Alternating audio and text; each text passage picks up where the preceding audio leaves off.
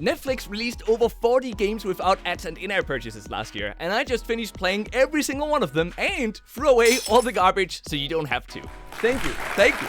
You're far too kind. So the games fall into 6 categories: the truly amazing, the great casual games, the good games, the games that were okay-ish, the pay-to-win games that just don't work as free games, and the games for kids. But today we'll focus on these games, the 15 truly amazing Netflix games that you'll definitely regret not checking out. Psst, let's hear if your mom's games at the end of the video. The first game is Teenage Mutant Ninja Turtles Shredder's Revenge, which is a fun, campaign-based beat-em-up fighting game with both single-player and co-op multiplayer. This is just a really well-made game, and it was already a massive hit on Steam and consoles before Netflix brought it to mobile. And for good reason, I might add. The retro art style and animations are spot on, the level design is awesome, and there are more than 12 different attacks and combo moves to remember. It also has quick matchmaking for the co-op multiplayer parts, and with 6 players in total, things get really chaotic, really fast in this game, in a good way. So if you like fighting games, this is a must try. Another really great game is Lucky Luna from the developers of Alto's Adventure. This is a fantastic platform action game where the twist is that we can't jump, so instead we simply have to swipe left and right to move and then use our speed and high precision to survive the dangerous traps and very difficult boss rooms. We're scored based on how fast we complete each level, how many pearls we collect, and our number of deaths, and if you want to reach the top of the high scores, this gets really intense. The touch controls are just perfect in this one, and there are lots of secret areas to discover, which I really enjoyed. And once we've completed the main campaign, there's even an endless mode for some extra replayability. I think most of you are really gonna love this one, and I also recently covered it on my games discovery platform Mini Review if you want to learn more about it. It's not all just fast-paced action games though, because the turn-based sci-fi strategy game Into the Breach from the developers of Faster Than Light is also on mobile now. The objective in this game is to use our customizable troops to destroy the invading alien armies before they eliminate our civilian cities, and the entire game essentially plays like a roguelike, where we attempt to get through a series of randomly generated campaigns without dying, and if we die, we have to start all over again. The gameplay is great fun, there's plenty of replayability, and it has an almost 100% positive user score on Mini Review, so definitely check it out. One of the other super popular PC games that Netflix has brought to mobile is the relaxing management game called Spiritfarer. It's a beautiful story-based adventure game full of delightful characters with great humor, and it's almost impossible not to get immersed in the game's theme of bringing stranded spirits safely to the afterlife. Apart from the main objectives though, we can also just casually travel between islands, catch fish, upgrade our boat, and much more, and with over 30 hours of gameplay, I can't recommend this one enough. Next is the Western-themed roguelite twin-stick shooter Dust and Neon, which, yet again, you guessed it, used to only be available on PC, but is now out on mobile. Controlling a cyborg gunslinger, our job is to select the mission, kill all the monsters, find the secret areas, collect ammo, and defeat the bosses, and then repeat that. In between these missions, we then improve our offensive and defensive skills and gradually upgrade our base to make the next playthrough just a bit easier. The touch controls work alright, but they are definitely the game's biggest downside, but its great art style and fun gameplay still makes it a must-try. But now it's time for Tinder, or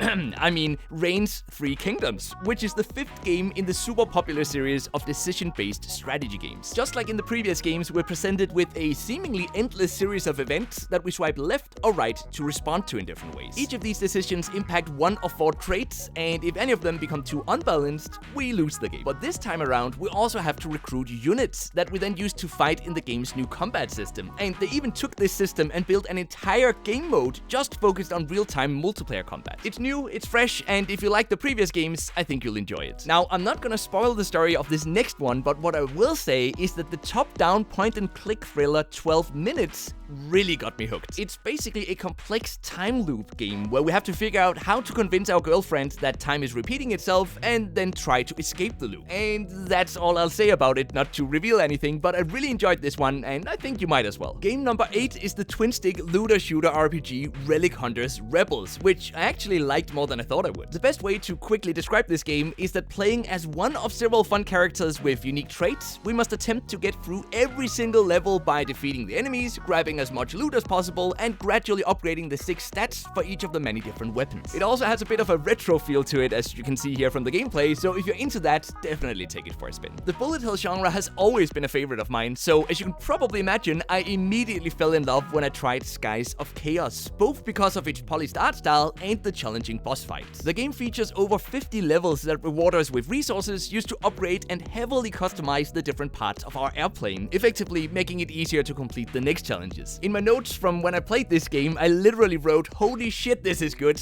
and I stand by that. It's difficult to explain, but playing this game just feels awesome, and it's incredibly rare to find a game of this quality these days, so I can't recommend it enough. Next is a new game from the developers of Downwell called Poinpy, which, ironically, is a game all about moving upward instead of downward.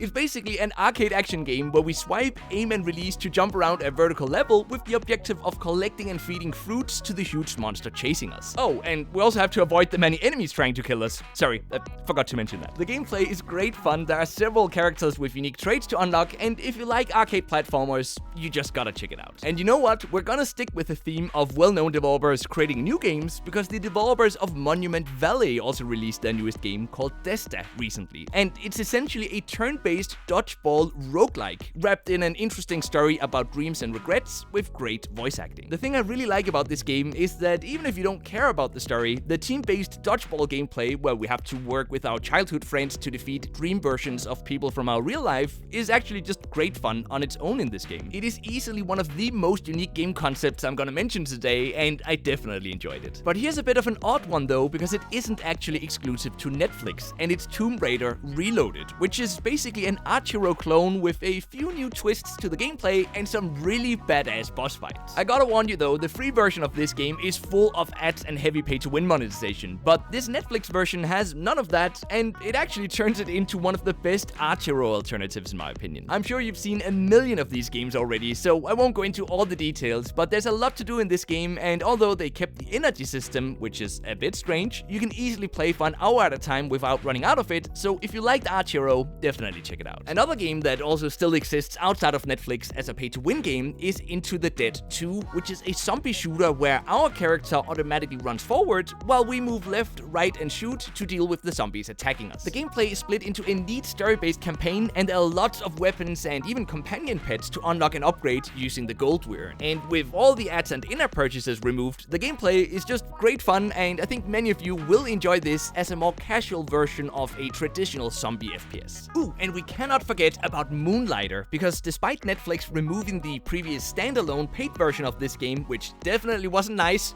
no Netflix, no, bad Netflix, I am including it here because the game itself is definitely enjoyable. So its gameplay is essentially a mix of an action RPG and a shop simulator, which means we go on dungeon runs to gather goods and items that we then try to guess the appropriate price for and put up for sale in our shop, and then we repeat that while gradually growing stronger. And I gotta say, as someone who used to spend entire days on RuneScape's Grand Exchange, I got pretty hooked on this game, and I think you will as well. Before we get to the no less than 13 bonus games that are promised in the intro, game number 15 is the old racing game Asphalt Xtreme. You might remember that this used to be a pay-to-win game, but with all of that garbage removed, the core gameplay really shines here, and it's actually one of my personal go-to racing games right now. The art style also held up surprisingly well, and there's lots of content to explore, so it's definitely worth a try if you haven't played it yet. But are all the other Netflix games just crap then? Well, not exactly. In fact, here are 13 bonus games that I think many of you will truly enjoy, either for their stories, such as with Valiant Hearts and Oxenfree, or just for some casual gameplay like good old Solitaire. So is it worth it then to buy Netflix just to play these games? Well, I think we are getting pretty close at this point, but let me know what you think down below, and I'll see you again in this video about all the best dungeon crawler RPGs on mobile.